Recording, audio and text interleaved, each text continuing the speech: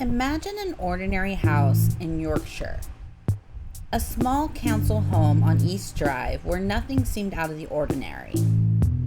But behind its brick walls, something violent stirred. A poltergeist so aggressive that it became known as the most violent haunting in all of Europe. A dark figure in the shadows, dressed as a monk that seemed to thrive on fear. Welcome to Supernatural Signals, where the screen meets the spirits. Tonight, we're diving deep into the chilling case of the Black Monk of Pontefract. Our story begins at 30 East Drive in Pontefract, West Yorkshire. The Pritchard family lived here, Jean and Joe, along with their children, Philip and Diane. And at first, their lives were ordinary, until strange activity began to unfold within the home. Now, it started subtly. Puddles of water appeared on the floor with no explanation. Green foam bubbled from taps, and lights flickered when no one touched the switches. Even neighbors and visitors claimed to witness these bizarre events. At first, the family wondered if it was just faulty plumbing or electricity. But soon, there was no mistaking the source. The activity grew darker.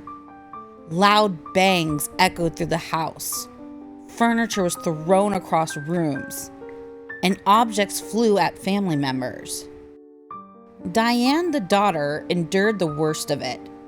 She was slapped, scratched, and even dragged up the stairs by her throat.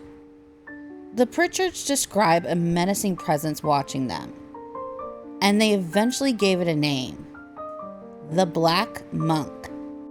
Now, local legends connect the haunting to a Cluniac monk from the nearby Pontefract Priory, which was established in the Middle Ages. This monk was accused of horrific crimes against children. Some stories say he murdered a young girl, while others claim his sins were even darker. For these crimes, he was executed, and according to many, his body was buried close to where 30 East Drive now stands. Witnesses describe the apparition as tall, cloaked, and hooded, the black habit covering most of its body. The hood cast such deep shadows that its face was rarely visible, only the sense of emptiness staring back. A few claimed that in brief moments they glimpsed a pale, twisted face beneath the hood, but others insisted there was nothing there at all. The entity's behavior mirrored the legend. It targeted Diane, echoing the monk's alleged crimes against the innocent. It thrived on violence, feeding on fear and chaos, and it appeared most often in the darkest corners of the home, silently watching. Over time, the apparition became the central figure of the haunting, a spirit locals would come to know as the Black Monk of Pontefract. Now, let's imagine yourself being there. It's late at night inside 30 East Drive. The family tries to settle in, with the air already heavy with tension. Diane begins to climb the stairs, and suddenly the light above flickers, plunging the hallway into a dim, shifting glow. She pauses, sensing she isn't alone. Then, a loud crash. A chair topples over the living room below. Her brother Philip calls out, but before she can answer, something unseen grips her by the throat. She gasps, clawing at nothing as her feet leave the stairs. She's dragged upward, choking, struggling.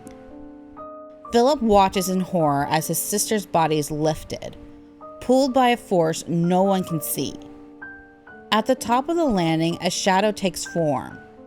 Tall, cloaked, and its hood casting an empty darkness where her face should be. The Black Monk. Silent. Watching. The moment ends as suddenly as it begins.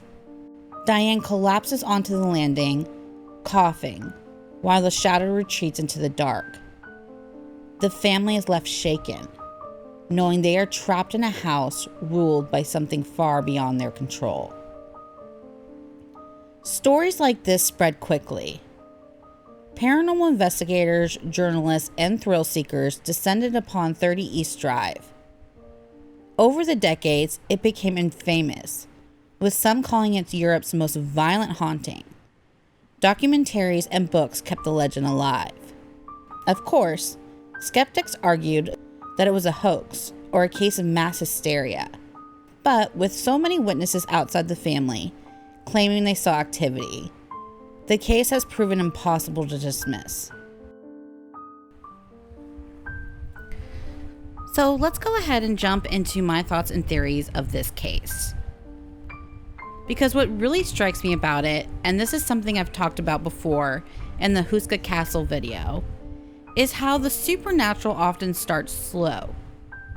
Little signs show up first, sometimes for months or even years, almost like a whisper.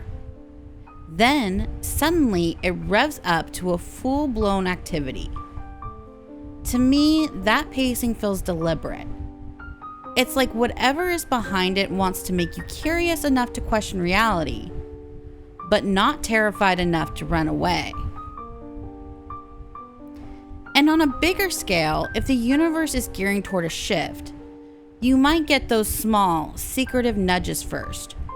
Red herrings, tests, false leads, while the true plan stays hidden.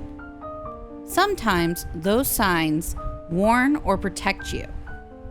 Other times they're designed to frighten and wear you down. Either way, there's a cleverness to the timing, as if the force at work is always several steps ahead. Now, just a little side note, this is unscripted, Carol speaking, but like I said before, it's not always bad. Sometimes there's secrets that the universe likes to keep, and they don't like to reveal itself in order to keep it a secret. Because again, there's bad entities like the monk out there that maybe they don't want them to know everything that they have plans for you. Just another thought, it's not always scary. Alrighty, so what do you think? Was the Black Monk of Pontefract the restless spirit of a medieval monk, a violent poltergeist, or something far more sinister pretending to wear holy robes? Cases like this remind us that the line between legend and reality is often razor thin, and that what hides in the shadows of an ordinary home may be more dangerous than any castle or crypt.